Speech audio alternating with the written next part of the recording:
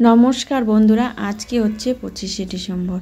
আর দেখো আমার চুলগুলা সব চুলই পেকে যাচ্ছে। আর ভাবলাম আজকে চার্চে যাব, আমাদের এখানে আসাম মোড়ে। তো চলো একবারে তোমাদের সঙ্গে তখনই দেখা হবে। তো এদিকে দেখো এখন বাজে প্রায় ওই 7:30 মতো। তো তাড়াতাড়ি এসেছি, জানোই শীতকাল মানে তাড়াতাড়ি বেরিয়ে পড়াই ভালো। যদিও বেশি দূর না, তো দেখো আমরা রাস্তা দিয়ে যাইনি, আমরা মাঠ দিয়ে হেঁটে হেঁটে যাচ্ছি। আর এবার যে এত প্রচণ্ড পরিমাণে ভিড়, মাঠের ওই রাস্তাটা, পাকা রাস্তা পুরো গাড়িতে ভর্তি।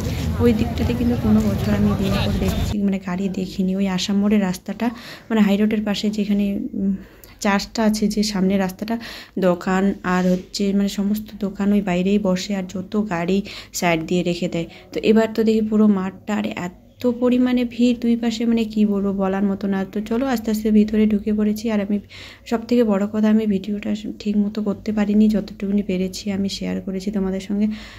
তাও কি বলো তো, সব থেকে বড় কথা হচ্ছে এটাই যে আমার শরীরটা সেরকম ভালো ছিল না। মানে ভালো বলতে ওইটা খুব যে খারাপ তা না, মানে মনটা, কোথায় বলে না যে মন যদি ভালো থাকে তো তার জন্যেই হচ্ছে মানে সব কিছু ঠিক থাকে। আর এইখানে দেখো এই ফাঁকা মাঠটার মধ্যে উপরে দেখো খুব সুন্দর করে সাজিয়েছে উপরে। আর বেশ লোকও এবার মনে হচ্ছে, আমি প্রতি বছর না আসলেও মোটামুটি কয়েক বছর হয়ে গেলো আসা, গত বছর আসলাম। তো দেখো ভিতরে ঘুরে কোনো ঠাকুর তোমাদেরকে দেখাতে পারিনি, মানে ভিড়ের জন্য আমরা কাছেই যেতে পারিনি। তো এটা কিন্তু রাস্তার বাইরে চলে এসেছি। আর এখানে দেখো খালি শুধু খাওয়ার মতো ফুচকা দিয়েছে, আর ফুচকাটা খেয়ে আমার অবস্থা আরও খারাপ হয়ে গেল। বাবা মিশাল নিয়ে দিল, তো মিশাল খেতে খেতে বাড়ি চলে যাচ্ছি।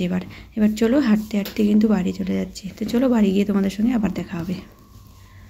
তো ওই 9:15 বাজে, তখন বাড়ি চলে এসেছি। আসার পরেই দেখো অনেকক্ষণ বসেছিলাম, এখন ওই 9:30 মতো বাজে।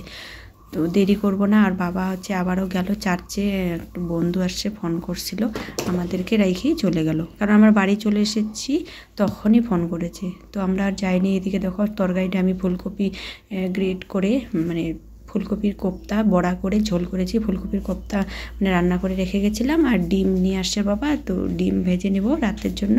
আর এই দেখো, আর এদিকে ভাতটা আমি বসিয়ে দিয়েছি, যদিও ভাত হতে বেশি সময় লাগবে না। আর বাবা জানি না কখন আসবে। তো বন্ধুরা, কেমন লাগলো আমার এই ছোট্ট ভিডিওটা? যদি ভালো লাগে অবশ্যই লাইক কমেন্ট শেয়ার করে পাশে